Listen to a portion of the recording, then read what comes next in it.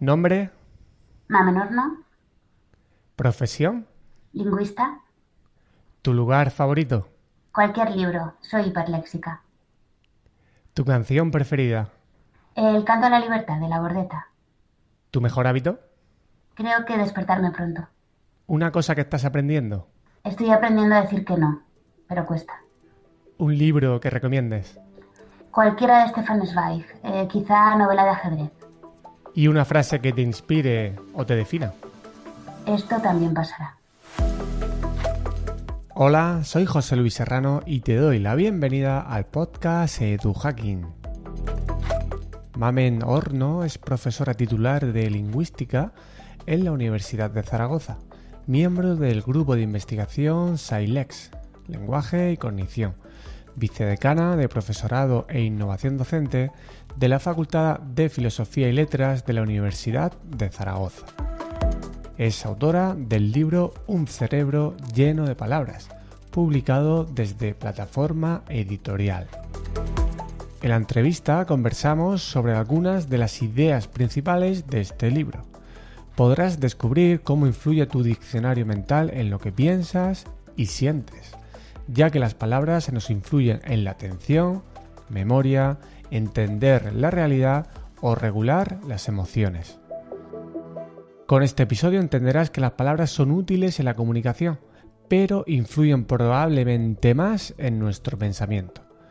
Podrás saber más sobre el uso de las palabras, el proceso de adquisición y acceso a estas, mitos y realidades sobre el aprendizaje de una segunda lengua, la influencia del contexto en la elección de las palabras o sobre la importancia de estas en la regulación de las emociones.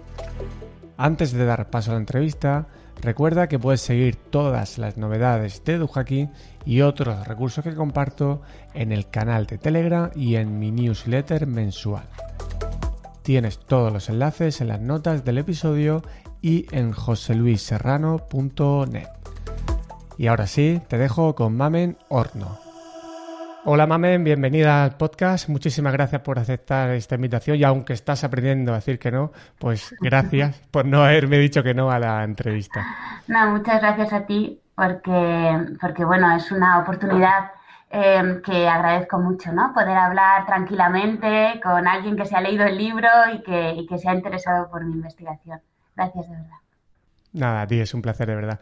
Vamos a utilizar la palabra en este medio de conversación que estamos teniendo, pues la palabra es un elemento fundamental y aunque es una pregunta compleja de grandes dimensiones, pero para arrancar, ¿para qué sirven las palabras? Bueno, sí, es una pregunta intensa y hay muchas respuestas, ¿no? Voy a dar como, bueno, como algunas pinceladas. Para la atención y para la memoria nos ayuda, ¿no? A fijar la atención, a percibir el mundo y a recordarlo después. Esto es muy importante porque el mundo que hay ahí fuera está lleno de estímulos y tenemos que filtrar de alguna manera, ¿no? Lo que vemos, lo que percibimos, a lo que atendemos y lo que no. Y las palabras nos van a ayudar, como veremos más adelante. También nos ayuda el pensamiento sutil, a ver los grises, ¿no? Estas palabras nos permiten entender la realidad de una manera un poquito más precisa. Algunos conceptos serían imposibles sin palabras. Un concepto como jueves o como Navidad es muy difícil llegar a él si no está mediando, ¿no? El lenguaje. También las palabras te abren el conocimiento a lo que sabe la tribu, es el acceso a la cultura. La primera vez que veo un león, ¿no? Y alguien me dice, es un león, pues aunque nunca jamás haya visto uno, de repente sé un montón de cosas, ¿no? De ese individuo. Regula las emociones, que me imagino que también hablaremos de eso. Y bueno, todo esto, como ves, con respecto al pensamiento, en menor medida, pero también es útil para la comunicación. Sí, a mí me ha gustado que no hayas empezado por esto último, que para los no especializados, pues diríamos, las palabras sirven para comunicarnos, ¿no? Y me ha gustado, Exacto. lo mismo lo has hecho de manera intencionada, que la parte de comunicación que es más intuitiva para el no especializado, pues lo hayas dicho al final para que también seamos conscientes de todas las aportaciones que tiene, que poco a poco en la entrevista vamos a ir viendo. Claro, lucho por dos cosas. La primera es que yo creo que es temporal. Si no tienes nada que decir, no puedes comunicarlo, ¿no? Entonces es primero el pensamiento y después la comunicación. Y lo segundo es porque el lenguaje en general es una herramienta fantástica para el pensamiento y regulinchi para la comunicación. Dices en una entrevista que me encantó la frase, ¿eh? Somos animales con palabras. Creo que es Mm, una alternativa de definición del ser humano.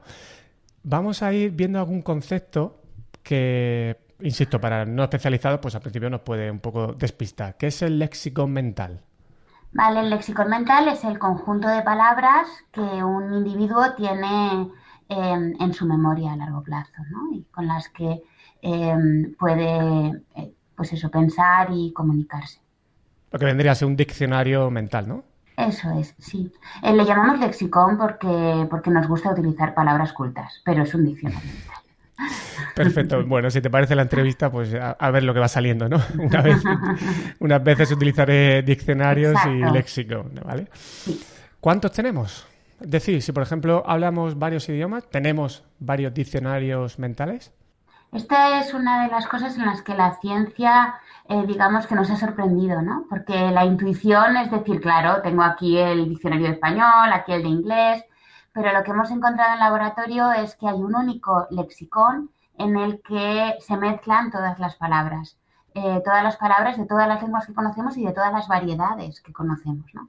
Esto lo sabemos en laboratorio porque hemos descubierto algunas técnicas para reconocer qué palabras están influyendo en el resto, ¿no? Para reconocer las relaciones que se establecen entre las palabras. Y hemos encontrado que no hay diferencia entre unas palabras y otras en virtud de la lengua a la que pertenecen. Luego están ahí todas formando una red, ¿no? Una malla, todas juntas.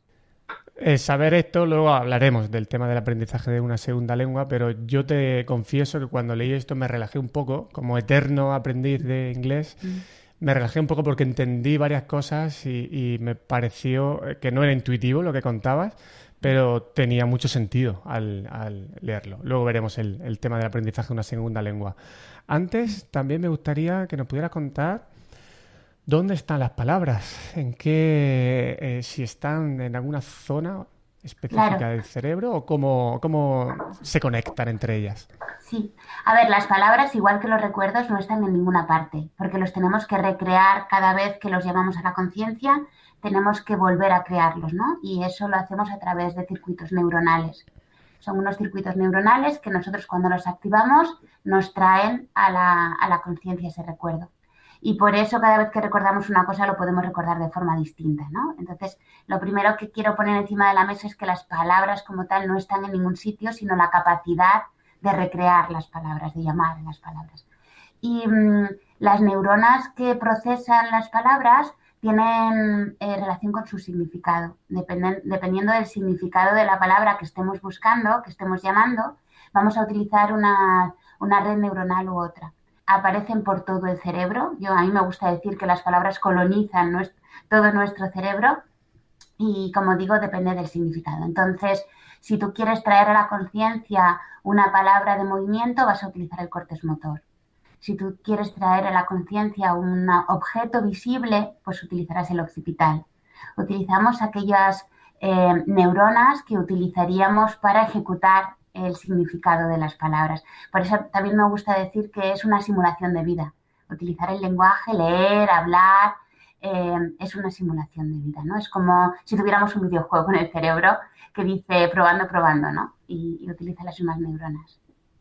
Esto también significa que si utilizamos palabras relacionadas con movimientos, estamos activando las mismas redes neuronales que activamos cuando realmente nos movemos o similares. ¿Esto es Exacto. así o lo he Sí, interpretado yo mal? eso es lo que se ha encontrado en laboratorio. Y entonces la sensación que tenemos cuando estamos leyendo una novela de que nos está ocurriendo a nosotros, ¿no? Lo que le pasa al personaje principal, pues tiene que ver con que las neuronas que estamos poniendo en marcha son las que pondríamos también en el caso de que estuviéramos viviendo esto, ¿no? Entonces, esta sensación que tenemos muchas veces de que la ficción y la realidad no está tan lejos es porque nuestro cerebro no tiene neuronas específicas para el lenguaje, sino que recicla las que tiene para el resto. Y esto conectaría con la idea de la técnica de visualización, ¿no? Es decir, el poder que tiene el uso de las palabras para incluso que tu cuerpo sienta cosas. Es como engañarle, ¿no? En ese videojuego de decir, ahora estás nadando y no estás nadando, pero tu cuerpo Eso es, sí. realmente siente que está nadando, ¿no? Eso es ya. Esto engloba muy bien con toda la investigación que hay sobre neuronas espejo, etcétera, que cuando vemos que a otro le pasa algo, nosotros utilizamos esas mismas neuronas, ¿no? Como si nos estuviera pasando a nosotros. Luego, quiero decir que no es algo específico del lenguaje, sino que es el cerebro humano tiende a reutilizar, ¿no? Los circuitos neuronales. Tienes una metáfora que a mí me gustó mucho para entender las funciones cerebrales como si fueran términos de viajes aéreos. Para Sí. terminar de explicar esto, ¿nos la podrías contar? Sí, claro, porque cuando se empezó a buscar dónde estaba el lenguaje dentro del cerebro, bueno, y otras muchas cosas, pero yo como lingüista me interesa el lenguaje, uno buscaba áreas, ¿no? Buscaba zonas dentro del cerebro. Y entonces lo que hemos encontrado es que más que zonas concretas, lo que tenemos son circuitos neuronales completos que empiezan en una zona y terminan en otra. Entonces, por eso cuando tú tienes una lesión cerebral en un área concreta, hay determinadas funciones que se van a ver dañadas, pero también a lo mejor dañas otras funciones que están en otra zona distinta, ¿no? Porque, claro, el circuito neuronal que estás dañando es un circuito neuronal que se relaciona con otra zona.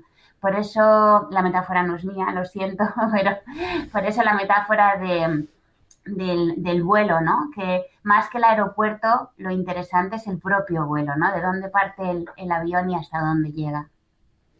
Muy buena. Yo he insistido mucho en esta parte porque con el auge de la neurociencia, pues a veces podemos tender a cometer ese error de pensar que todo está localizado de una manera exacta en el cerebro y, bueno, vemos que hay matices con esa cuestión. ¿Por qué algunas palabras mamen tienen cierta ventaja en su acceso? Es decir, ¿qué variables encontramos para que una palabra pueda acudir antes que otra a nuestra mente? La primera pregunta, la de por qué algunas palabras tienen cierta ventaja en su acceso, es una pregunta que me parece muy interesante, ¿no? ¿Por qué unas palabras tienen que venir antes que otras? ¿No sería mejor que viniera la más precisa? ¿No? ¿Por qué tiene que haber estas variables de las que voy a hablar ahora, ¿no? Y eso me parece muy interesante y me quiero retrotraer un poco a Kahneman, ¿no? Con su sistema uno y su sistema 2, ¿no?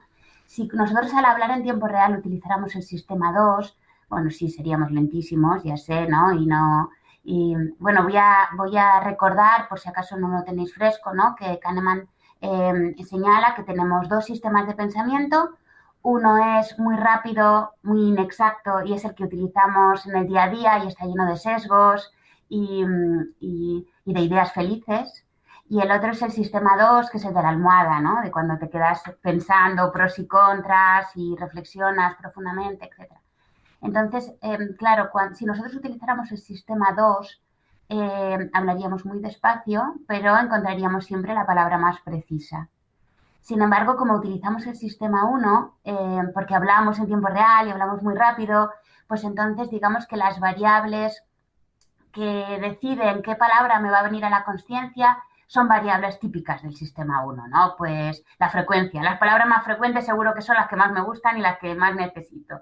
O, o la edad de adquisición, ¿no? Cuanto antes he aprendido esa palabra, antes me viene a la mente. La imaginabilidad, las palabras que se pueden imaginar, los conceptos que se pueden imaginar, perro, me parece mucho más accesible a la memoria que, qué sé yo, que amor, por ejemplo, ¿no? Que es más difícil de imaginar. Una palabra con muchos significados asociados, significados que se relacionan, una palabra polisémica, me va a venir antes también a la conciencia, porque es más útil, ¿no? Y mi sistema 1 siempre está buscando la utilidad, ¿no? Y las palabras cortas me van a venir antes, o las palabras que tienen sílabas muy sencillitas, o las palabras que son muy emocionales. Yo en todas estas variables reconozco un patrón vinculado al sistema 1, ¿no? A este sistema 1 que te hace comprar los productos que tienen los colores más chillones, los que están a la altura de tus ojos, los que has escuchado en la radio, ¿no? Y no el producto que objetivamente necesitas, ¿no? Que sería sistema Claro. 2. Claro, pero es cierto, como decías, que todo no podemos reflexionarlo, verlo de manera racional porque nos agotaríamos, sería imposible. El problema es irnos al extremo e ir en piloto automático. Y relacionado con esto, y el libro también de Kahneman, el tema de los estereotipos, que lo mencionas en el libro, ¿qué papel juegan? Sí, claro. Yo digo que los estereotipos son muy adaptativos porque, como decíamos antes, gracias a una palabra o identificar ese individuo que viene hacia mí con una palabra, con la palabra león, yo sé lo que tengo que hacer. Me viene toda la cultura y la cultura viene a través de estereotipos, ¿no? Entonces digamos, muy útiles y son muy interesantes. Tienen muy mala fama, pero yo creo que hay que darle también su valor. El problema fundamental es que no sepamos que son estereotipos y que pensemos que son la verdad revelada, ¿no? Entonces, si yo veo a un individuo y tengo un determinado estereotipo, eso me ayuda para hacerme un poco la idea, pero si a los 10 segundos veo que no responde al estereotipo, bueno, pues cambia, ¿no? Quiero decir, no ha funcionado. Ahí es una verdad probabilística. Estoy hablando de los estereotipos buenos. Luego están los estereotipos completamente falsos, como que las rubias somos tontas, que eso, completamente fatal. Pero hay otros estereotipos que sí que es verdad que tienen que ver simplemente con la estadística, ¿no? Si ves un león, probablemente sea carnívoro, ¿no? Y está bien que tengas ese estereotipo de que los leones son carnívoros. Luego, si resulta que este león en concreto es vegetariano y puede ser amigo tuyo, bueno, pues ya lo vamos viendo, ¿no? Pero eso, yo creo que son las dos cosas. Una, cómo los estereotipos nos traen la cultura y nosotros somos cultura, somos biología, pero somos cultura. Sin cultura no somos nada. Pero segundo, ese sistema 2 para parar el estereotipo y decir, bueno, vamos a ver, ¿en este individuo en realidad se está dando esto o no? ¿Es útil o más bien me está molestando, ¿no? Mi relación con él. Y hay que tener en cuenta que la cultura en la sociedad actual cada vez tiene más peso, ¿no? Y cada vez es también más cambiante. Entonces, eso que has dicho me parece súper interesante del tema de darse cuenta de que es un estereotipo y tú luego lo utilizas o no lo utilizas. Pero hay que darse cuenta porque sabemos que la cultura cambia rápidamente y algunos estereotipos pues dejarán de ser adaptativos, que es en el fondo lo que más nos interesa por encima de todo como seres humanos, ¿verdad? Sí, esto es muy interesante porque muchos estereotipos se quedan desfasados, ¿no? Los estereotipos del sexo femenino, por ejemplo, ¿no? Tenemos muchos estereotipos que simplemente es que son mentira hoy en día, ¿no? Como que se nos dan mejor las labores domésticas o que tendemos a rechazar el trabajo fuera de casa o ese tipo de cosas, bueno, tenían cierto sentido, cierta realidad en la sociedad española de los años 50, ¿no? Por ejemplo, de los años 40, pero no tiene nada que ver con ahora. Y sin embargo nos cuesta cambiar el estereotipo, ¿no? Lo tenemos ahí desfasado. Entonces, tienes mucha razón en que hay que modernizar los estereotipos. Por otro lado, también te digo que el siglo XXI es el siglo, o es un siglo mucho más interesante que el siglo XX en este sentido. Porque yo aprendo muchísimo de los jóvenes, de mis hijos, de mis estudiantes, que se cuestionan las cosas que yo doy por hecho.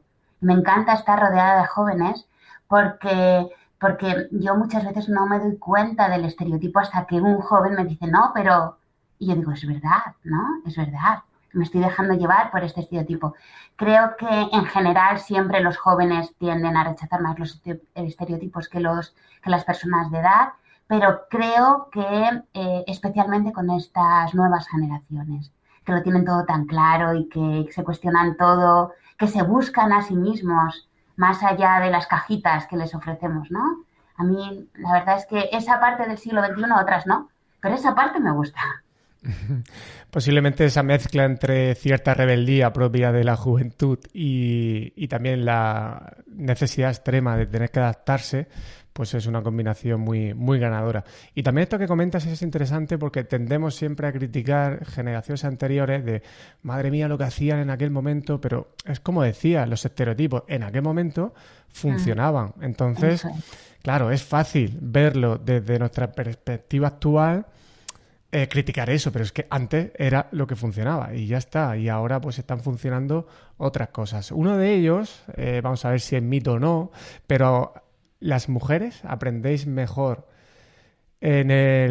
os manejáis mejor en el uso y la adquisición del léxico. Claro, sobre esto se ha publicado muchísimo, ¿no? Y a mí era un tema que me interesaba, pues desde mi posicionamiento, ¿no? Como investigadora, pero también como feminista, ¿no? Porque si yo he tenido la posibilidad de tener una plaza en la universidad y de investigar, etcétera, es gracias a que otras mujeres me han abierto este camino, ¿no? Y esto no lo olvido. Entonces, todo lo que tiene que ver con que la biología nos marque para hacer determinadas cosas, me da igual bien o mal, pero para hacerlas de un determinado modo, me interesa mucho y tiendo a leer lo que hay al respecto. Y lo que he encontrado es que cuando la investigación está totalmente libre de sesgos, la diferencia no es tan grande entre hombres y mujeres, aunque sí que es verdad que se tiende siempre a encontrar una facilitación en las mujeres. Ahora bien, hasta qué punto esa facilitación es biológica y hasta qué punto es más bien de forma de vida, ¿no? Porque lo que sabemos sobre el léxico mental es que la variable más potente es qué haces con tu tiempo. Es decir, si lo expones a un input suficientemente rico o no, ¿no? Entonces, tendríamos que ver la cantidad de horas que dedican a la lectura ellos y ellas, ¿no? Tendríamos que ver la cantidad de tiempo que se dedica a la conversación, porque a nosotras nos crían para que seamos personas sociables, ¿no? Para que estemos más en grupo, más compartiendo con el resto, para que nos hagamos cargo de las personas mayores a las que tenemos que hablar, a los niños que tenemos que hablarles, ¿no? Mientras que a lo mejor a un hombre la presión es más pues para que esté trabajando y puede estar trabajando en silencio, ¿no? Entonces, eh, esta diferencia de tipo de vida podría explicar las diferencias, ¿no? Nuestra relación con el lenguaje. En cualquier caso, a lo que animo en el libro es a exponerse a mucho input con independencia de cuáles sean tus variables de género y de cuáles sean tus características, ¿no? Biológicas. Sí, aunque luego te pediré consejos, pero creo que es importante señalar buscar también tus preferencias, tus intereses, es decir, pues si te gusta más el podcast, pues bueno, pues sométete a escuchar podcast, que con el podcast Claro, no estás cómodo, lectura, bueno, lectura hay muchas formas, ¿no? No, habrá algunas que a lo mejor son más potentes, posiblemente, pero creo que esa variable de que te interese y que te atraiga ese medio, claro, por creo supuesto. que tiene que estar casi por encima, ¿no? Sí, o incluso otras formas, a lo mejor que nos parece que tienen menos palabras, pero que también te ofrecen vocabulario, como puede ser el cómic, ¿no? Porque a través del cómic o de la novela gráfica también puedes acceder a vocabulario que no accederías si no estuvieras viendo ese cómic, ¿no? Lo más interesante es que palabras con las que nunca te habías topado llegan a tu vida, ¿no? Y que eso sea una cuestión constante, diaria, ¿no? Que estés expuesto a nuevas palabras para ir enriqueciendo ese léxico mental. En esa lección de las palabras que hacemos, un paso probablemente anterior tendría que ver con cómo categorizamos las palabras, ¿no? Que esto va a facilitar la posterior recuperación, ¿no? ¿Qué papel tiene el categorizar? Cuando hablamos de categorización, nos podemos referir a dos cosas. Entiendo que te refieres a la categorización de los conceptos, ¿sí? Sí. Muy bien. Claro, yo siempre lo digo, que nuestros bebés hacen cosas muy difíciles, porque no solo aprenden en un tiempo récord cómo se dicen un montón de cosas, sino que tienen que aprender qué cosas son las que tienen nombre. Y eso es muy interesante, ¿no? Eso es muy interesante, entre otras cosas, porque nos lleva a la reflexión de que algo tienen que saber, alguna información cognitiva básica tienen que tener nuestros niños para aprender tantos conceptos, ¿no? en tan poco espacio de tiempo, ¿no? Entonces hay una serie de heurísticos, de ayudantes, que les van a permitir entender qué conceptos necesitan un nombre, ¿no? Como hay algunos rasgos, por ejemplo, que ha sido muy adaptativo tenerlos en cuenta, como puede ser el rasgo de más menos animado o incluso más menos mamífero. Ese tipo de características de los objetos que nos rodean son muy interesantes para la supervivencia de la especie. Y por eso se utilizan los niños para conceptualizar, ¿no? Cuando vamos por la calle y le digo a un bebé de 18 meses, mira cariño, eso es un gatito, claro, él tiene que entender a qué me refiero con gatito, ¿no? Y podría haber dicho, pues todo lo que se mueva por encima de determinada altura es gatito, o todo lo que podría haber hecho un montón de hipótesis, ¿no? Si en vez de un niño fuera un robot, pues las cantidades de información que le tendríamos que dar para que no se volviera loco. Y sin embargo, se puede equivocar y llamarle gatito luego a un perro o llamarle gatito a otro animal mamífero, pero se equivoca muy poco, ¿no? Y ese equivocarse tampoco tiene que ver, como digo, con alguna información cognitiva básica, no necesariamente lingüística, eso habrá que verlo, pero anterior, o sea, innata, ¿no? en el ser humano. El uso de las palabras sería, a ver, no sé si preguntarlo de la siguiente manera, lo voy a hacer, ¿no? ¿Es innato decir que seamos capaces de hablar? Porque entiendo que hay periodos sensibles o críticos Claro. y bueno, si es innato, pues a lo mejor esos periodos son menos acentuados o no. A ver si nos puedes aclarar, o por lo menos a mí, Sí. este asunto. Es decir, ¿qué pasaría si no estuviera un niño o una niña hasta los 6 años? Si no estuviera estimulado, por ejemplo, con el aprendizaje de una lengua, ¿qué pasaría en su caso? Claro, el problema del innatismo del lenguaje tiene como dos vertientes. La primera vertiente es que ha habido muchísima polémica al respecto y no quiero evitar esta polémica, ¿no? La primera vertiente sería si tenemos de forma innata algún componente específicamente lingüístico que nos permita aprender a hablar tan rápido y tan bien, o si es simplemente nuestra capacidad general de aprender, la que hace que, bueno, como tenemos un input, pues a partir de ahí patrones, patrones, patrones y acabamos aprendiendo, ¿no? Son dos propuestas teóricas muy potentes que en el fondo tienen una respuesta empírica. Quiero decir, al final, lo que tenemos que hacer es investigar para saber si hay algún componente específicamente lingüístico o no. Yo creo que eso es mucho más importante que tener como una hipótesis de partida que no se vaya a cambiar, ¿no? Entonces, bueno, si me preguntas mi opinión personal como lingüista, es que necesitamos un componente específicamente lingüístico o aunque sea general, de la cognición, que sea traducible a las lenguas, es decir, no hace falta que sea específicamente lingüístico del tipo caso acusativo, pero sí que sea algo traducible, ¿no? a lo que luego vamos a encontrar con las lenguas y que es fundamentalmente humano. Yo creo que sí lo necesitamos para dar cuenta de cómo es posible que aprendamos tan rápido y tan bien. Con la incorporación de las inteligencias artificiales que aprenden a hablar sin necesidad de un conocimiento específico lingüístico, algunos habían dicho, bueno, pues la hipótesis innatista, que es fundamentalmente chomskiana, ya está de modé porque ya hemos visto que la inteligencia artificial puede aprender sin una sola línea de código específicamente lingüística, ¿no? Claro, obviamente estas inteligencias artificiales comen muchos datos.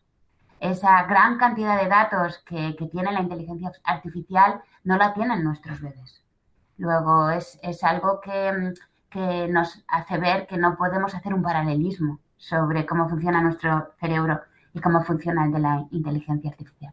Es más, aquellas lenguas o aquellas variedades de lenguas que no tienen tantos datos, pues porque no todas las lenguas tienen tantos datos para darle de comer a la máquina como el inglés, ¿no? Tienen dificultades las inteligencias artificiales para aprender esas lenguas. Lo que hacen es traducir del inglés, pero le resulta más difícil aprender directamente. Y ahí se están incorporando contenidos específicamente lingüísticos, ayudas, ¿no?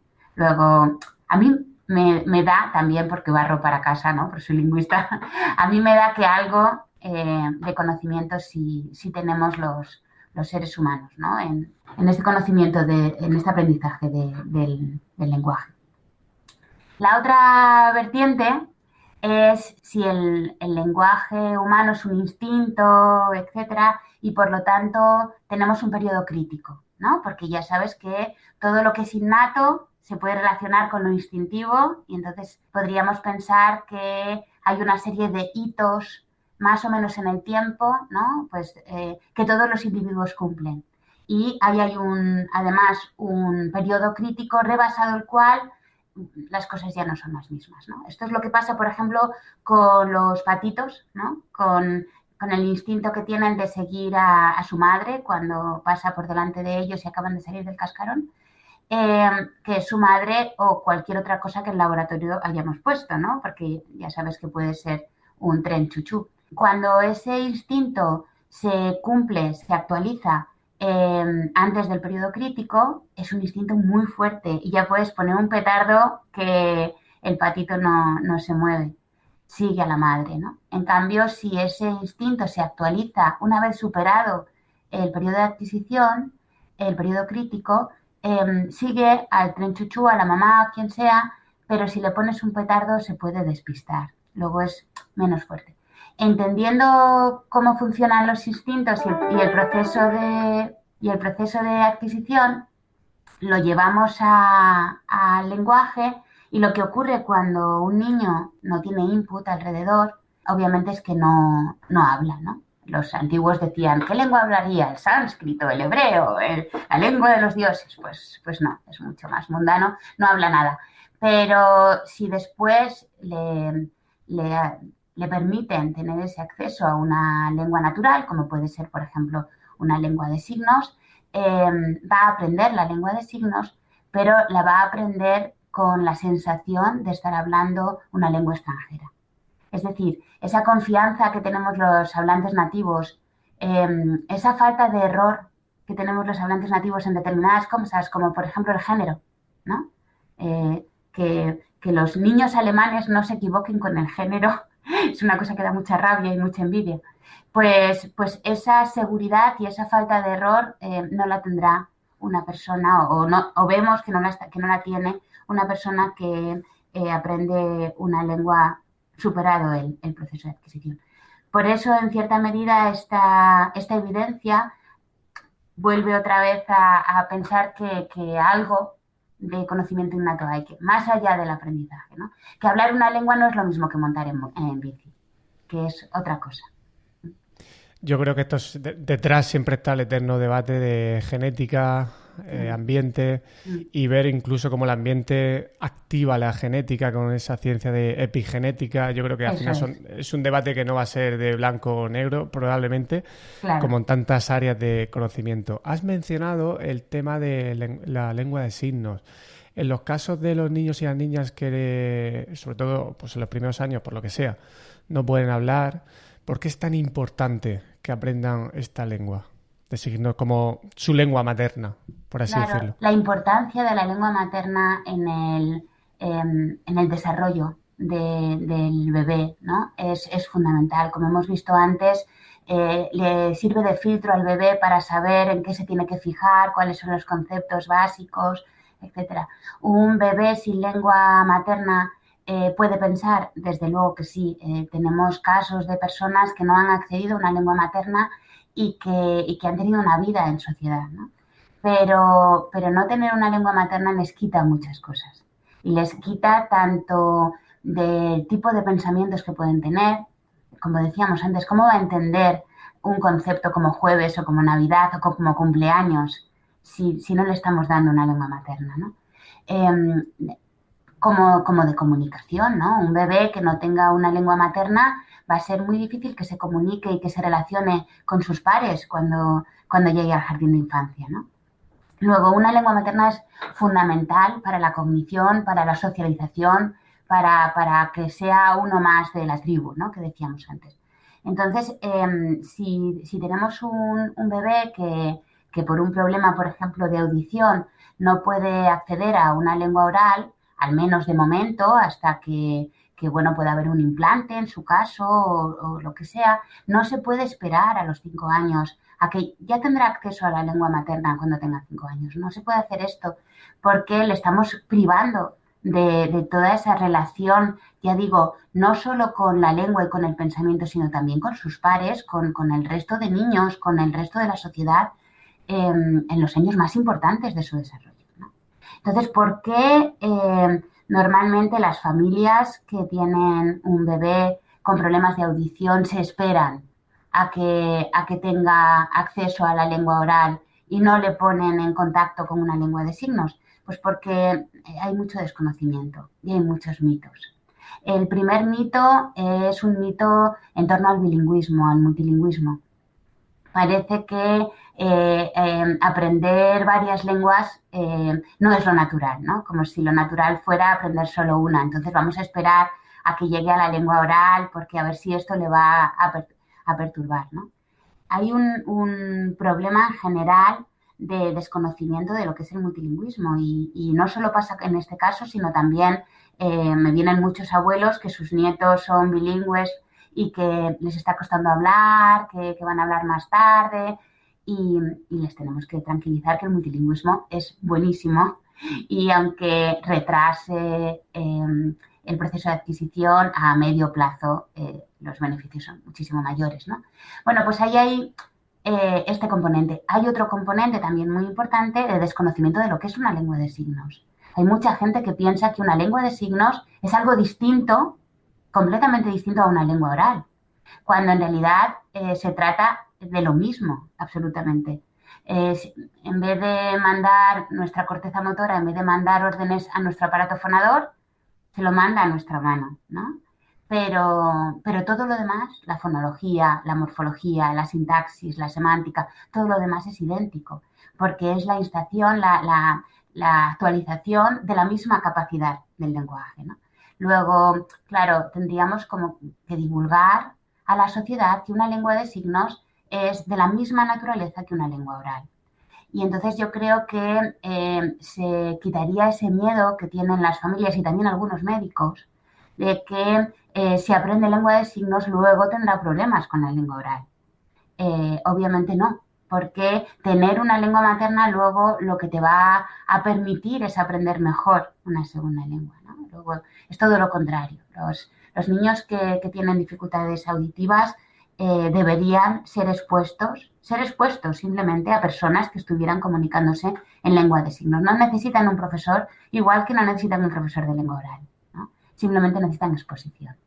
Yo este asunto te confieso que la verdad es que lo desconocía por completo y bueno, pues seguramente más de una persona que nos esté escuchando le pueda pasar lo mismo porque el ciudadano medio, por así decirlo, no especializado en estos asuntos, pues probablemente pensase lo que yo pensaba antes de leer el libro. En cuanto al tema del aprendizaje de una segunda lengua, es un tema ahí también que yo también vi algunas sorpresas. Y es, por ejemplo, el uso de la lengua materna en un aula de segundas lenguas. Es decir, es súper clásico, ¿no? El sistema educativo, la asignatura, por ejemplo, de Science, el profesor 100% hablando en inglés en primero de primaria, ya, por ejemplo. ¿Qué matices habría que hacer ahí y qué mitos se esconden ahí? Hemos dicho que tenemos un único diccionario mental, ¿no? También tenemos un único sistema computacional, ¿no? Para la sintaxis. O sea, no tenemos 300, tenemos lo que tenemos y lo vamos reciclando. Entonces, si tenemos este único diccionario mental, eso quiere decir que cuando aprendemos una palabra nueva, sea de la lengua que sea, se va a incorporar a ese diccionario mental y se va a rodear de vecinos de otras lenguas, ¿no? No va a encontrar su barrio, ¿no? No hacemos segregación lingüística en nuestro cerebro. Por lo tanto, cuando estamos empezando a aprender una lengua, en los niveles más bajos, en los anfitriones seguro que va a ser la lengua materna o una lengua que teníamos de antes, ¿no? Si estás empezando, es imposible que puedas, digamos, organizar tu léxico a través de otras palabras de la lengua meta. Por lo tanto, da igual lo que hagas con los estudiantes. Yo he dado clases de español para extranjeros en niveles bajitos en los años 90 y a nosotros nos decían que no podíamos utilizar la lengua materna de nuestros estudiantes. Yo he hecho el payaso, el mimo, he hecho dibujos, he intentado no utilizar la lengua materna y al final los estudiantes decían, ¡ah! Fulanito, y decían la palabra en su lengua.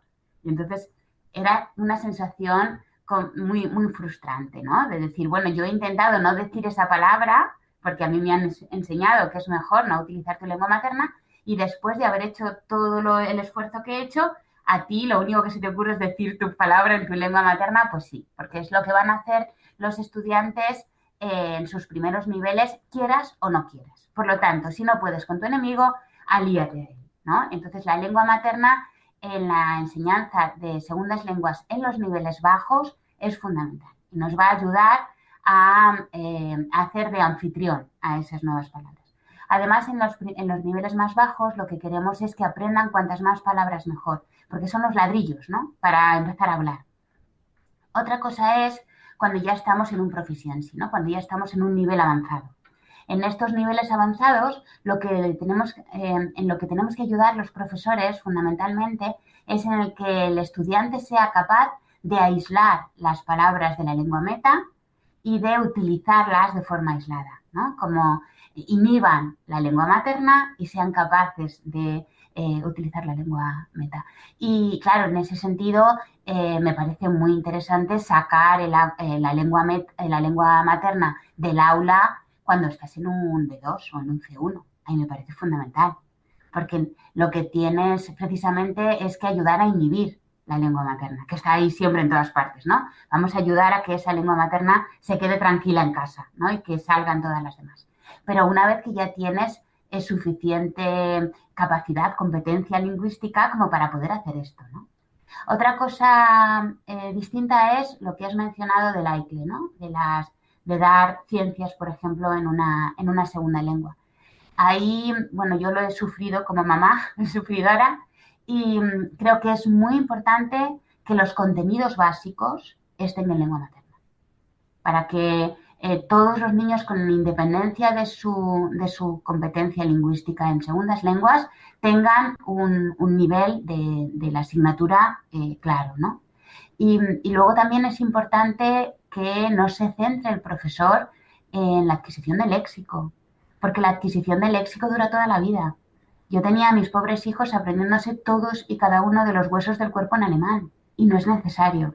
Si van a trabajar de médicos en el futuro en Alemania, ya se los aprenderán. Entonces es mucho más interesante que el AICLES se centre en la fonética y fonología, por supuesto, en la sintaxis, ¿no? en frases, en estructuras que puedan memorizar porque son interesantes para el día a día, pero que no les hagan estudiar todos los huesos en una segunda lengua, porque es un conocimiento que pueden adquirir más adelante si lo necesitan, ¿no? Y creo que es muy interesante que los niños sepan cómo se dicen los huesos en su lengua materna, la verdad. Seguramente no lo saben si no lo aprenden en clase. Entonces, yo en AICLE combinaría las dos lenguas. Quiero decir, creo que pueden convivir perfectamente en el aula y que además eso les va a proporcionar las ventajas de estar escuchando una segunda lengua, pero también de tener su red léxica, ¿no? de palabras en lengua materna. Te voy a decir varias cosas porque mientras hablaba, se me venían a la cabeza un montón de cosas que a mí me pasaron como aprendiz de inglés en este caso, y ahora tengo a mis hijos ahí en primaria y en infantil, ¿no? Entonces, bueno, tengo ahí como un montón de cosas relacionadas porque me afectan directamente y seguro que a más de una persona que nos está escuchando también.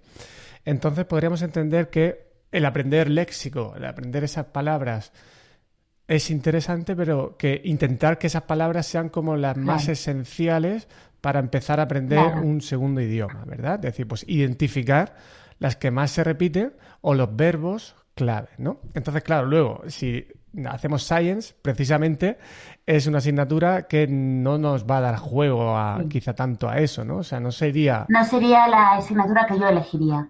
Yo no elegiría una asignatura, de hecho. Si dependiera de mí, yo elegiría momentos.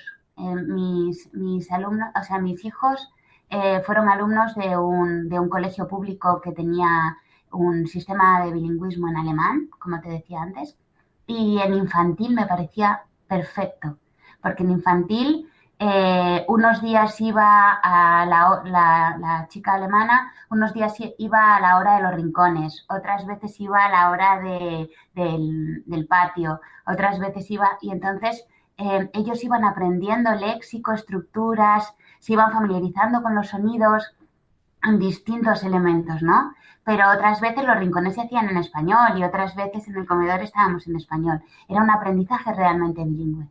Pero esto de decir, no, en esta asignatura vamos a verlo en esta lengua y en el resto de asignaturas no tenemos nada, a mí no me parece lo más adecuado. Me parece muy interesante, por ejemplo, que todo el centro escolar esté con la cartelería en las dos lenguas. Me parece muy interesante que pueda haber momentos, ¿no? Que pueda haber, pues, momentos que viene la de apoyo y vamos a ver esta asignatura en gimnasia, en el comedor, en clase de ciencias, pero no asignar una asignatura en concreto.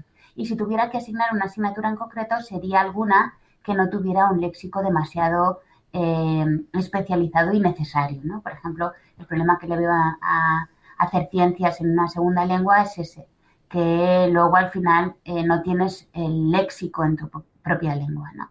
Y bueno, incluso en algunos libros de historia, ¿no?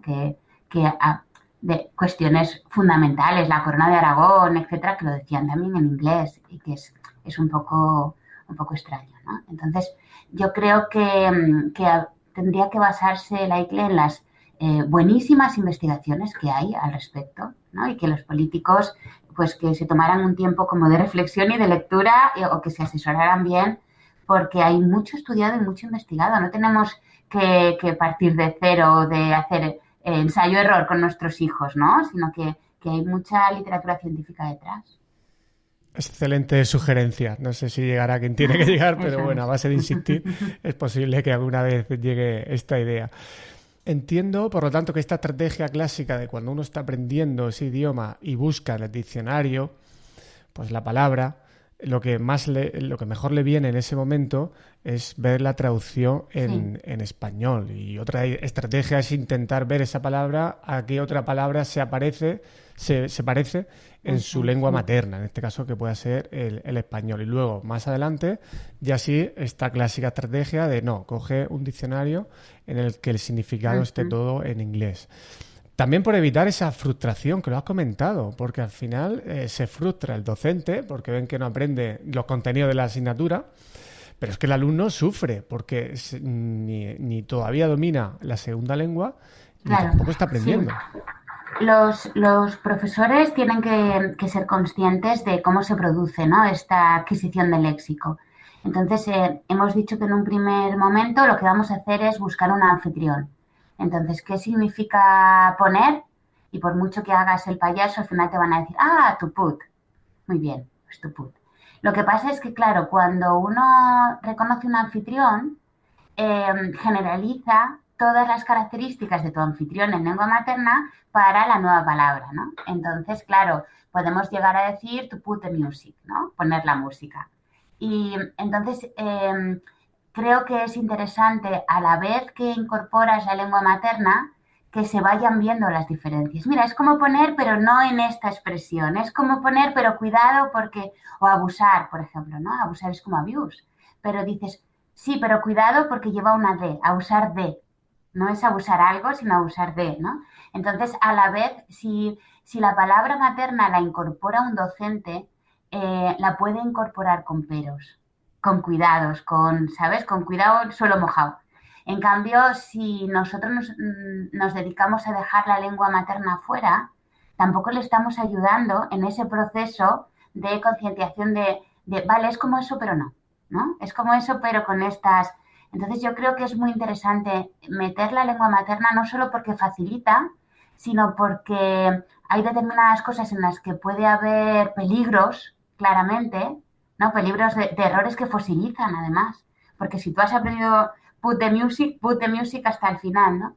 Entonces, está muy bien que esa relación de la lengua meta y la lengua materna esté mediatizada por un docente que sabe, ¿no? Es no dejarle solo al estudiante en esa relación entre las dos lenguas. Incluso la propia, dentro de una misma lengua, esto suele pasar. No sé si el ejemplo es exactamente el mismo, pero te voy a decir una situación de mi hijo pequeño de 3 años y medio. Estaba en la ducha y mi mujer, su madre, pues le dijo, coge el mango. Y claro, el niño últimamente está comiendo mango. Y entonces, claro, estaba en un contexto diferente, que era el cuarto de baño, no era la cocina, coge el mango y el niño estaba desnudo. Sí, ¿Qué mango? Y yo lo estaba escuchando, digo, está pensando claro, en el claro. mango de la comida. Y esto me lleva a la siguiente pregunta también. La elección de las palabras y la sensibilidad al Ujú. contexto en el que se van a utilizar. ¿Nos puedes, aunque ha ido saliendo yo creo, pero nos puedes explicar Claro, esta cuestión? esto es muy interesante porque cuando decimos que en el mismo lexicón están palabras de distintas lenguas y que somos los hablantes los que inhibimos unas y focalizamos la atención en otras, ¿no? O dejamos salir otras, pues hay algunas personas que me dicen, no, pero eso sería demasiado difícil, no creo que hagamos esto. Pero en cambio les parece normal que estén todas las palabras del español, por ejemplo, en un mismo diccionario, pero tampoco las dejamos salir de manera inconsciente, ¿no? Sino que nos ajustamos al contexto, nos ajustamos a nuestro interlocutor. Le vamos a decir las palabras que creemos que conoce, ¿no? No sé si os pasará a vosotros, pero yo cuando estoy hablando con un latinoamericano, tiendo a no utilizar la palabra coger porque me da como vergüenza, ¿no? Entonces, te ajustas al diccionario mental de tu interlocutor, te ajustas también al registro, ¿no? A la situación comunicativa en la que estamos, si estamos en una situación más formal o más coloquial o... Entonces, digamos que esa inhibición de determinadas palabras en favor de otras no se da con una lengua frente a otra, se da todo el rato, constantemente, ¿no? Entonces, es muy interesante este ejercicio de inhibición, de, uy, esta palabra aquí vendría muy bien, pero es demasiado coloquial. O aquí, ¿no? Incluso a veces la usamos y pedimos perdón. Voy a utilizar esta expresión con perdón, ¿no? ¿Por qué? Porque nos parece que es la más precisa, la que más expresa nuestra emoción en ese momento, pero nos damos cuenta de que en el contexto igual queda un poco fuera de lugar. Entonces, somos muy conscientes de que estamos haciendo constantemente esta selección del léxico, ¿no? Y esto es interesante para que la gente acepte que realmente solo tenemos un léxico con todas las lenguas juntas. Entrando a la última parte de la entrevista, me gustó mucho en el libro cuando abordaste el tema de cómo influyen las palabras en nuestras emociones y en nuestro estado de ánimo. ¿Por qué Sí, esto es bueno, ya hemos así? dicho antes que las palabras son un filtro para que nosotros prestemos atención a determinadas cosas, ¿no? El mundo de ahí fuera es muy complejo, no podemos prestar atención a todo.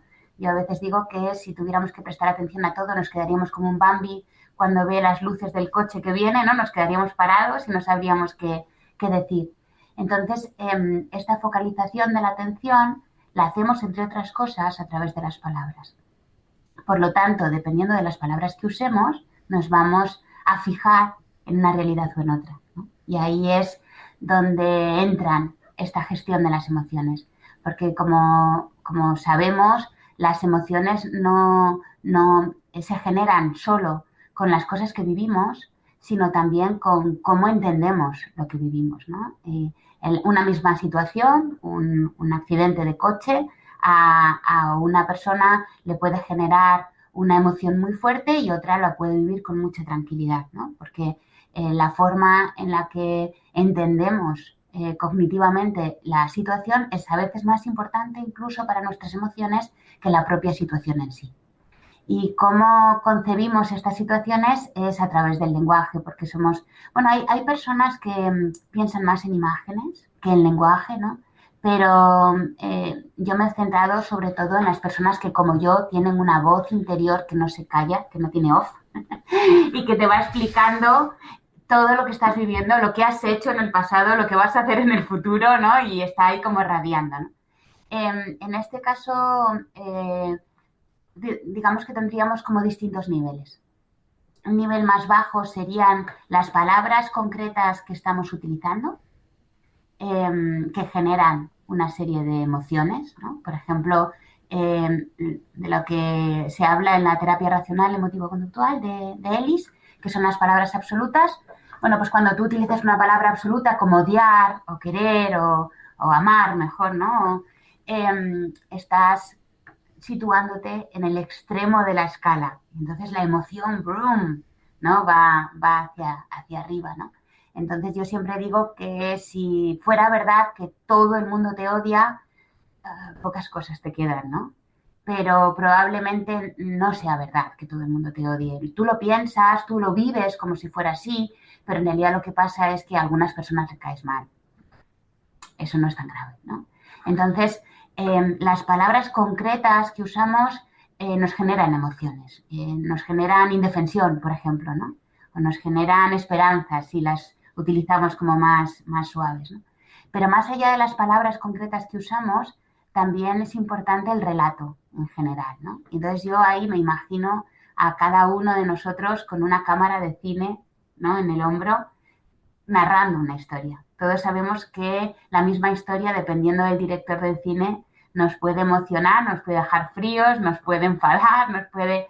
Bueno, pues un poco eso es lo que ocurre en nuestro día a día, ¿no? Nosotros somos los directores de cine que vamos contándonos lo que nos está pasando en la vida y dependiendo de cómo nos lo contemos, las emociones que vamos a generar en nosotros como espectadores van a ser muy distintas. Me gustó mucho la cita de Epicteto, que también lo he leído mucho, esta conexión con el estoicismo, porque estas terapias también beben, ¿no? De esas ideas de la filosofía del poder, incluso de escribir, poner palabras Exacto. por escrito de lo que está pasando en tu mente, y eso luego lo lees y te das cuenta, tú mismo ya te empiezas a decir, no, espera, que esto no es así.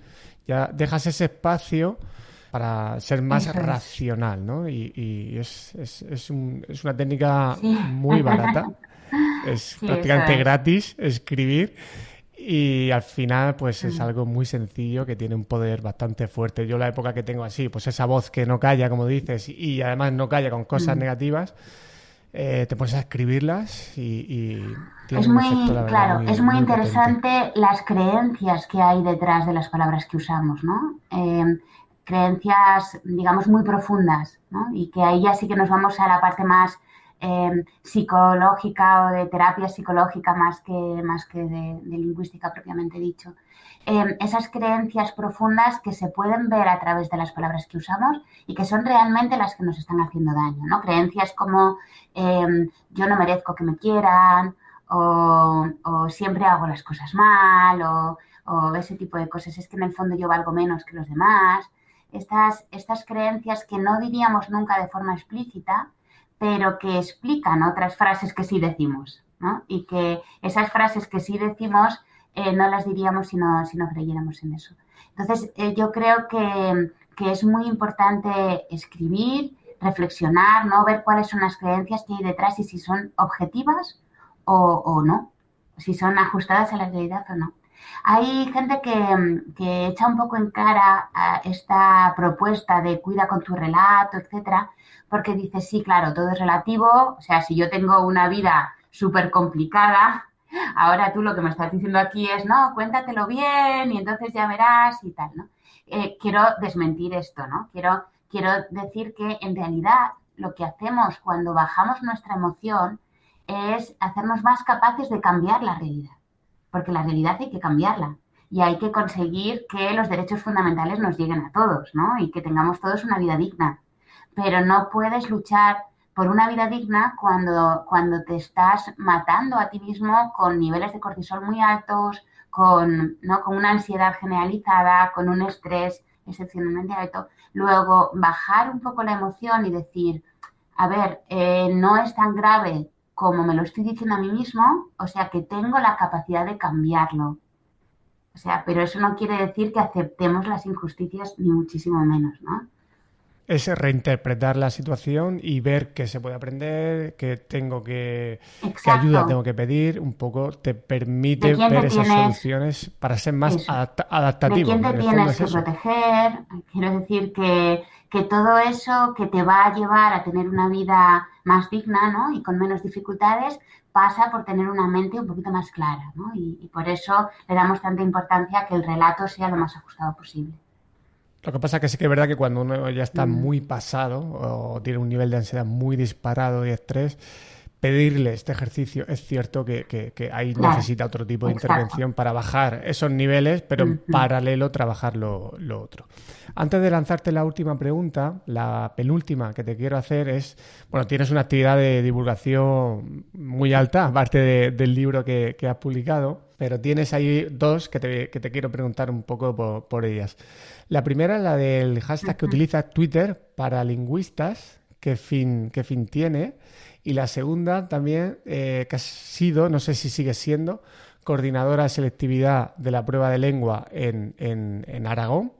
Y me gustaría saber un poco qué has aprendido de esa faceta como coordinadora, que seguro te sigue Sí, sí, acercando a desde los luego. jóvenes. Bueno, pues con respecto a la etiqueta, en realidad las dos preguntas que me haces están relacionadas. Fíjate, así que te las voy a contestar a la vez a las dos. Yo fui coordinadora de selectividad de Aragón de la prueba de lengua durante 6 años. Hace un par que lo dejé por motivos familiares, porque mis hijos se presentaban ya a la EBAU, ya tenían la edad y entonces, bueno, ya he decidido que esa etapa está cerrada y he dejado paso a las nuevas generaciones, que además lo hacen muy bien. Y en esta experiencia de 6 años de la coordinación, lo que hice fue cambiar el modelo del examen de selectividad.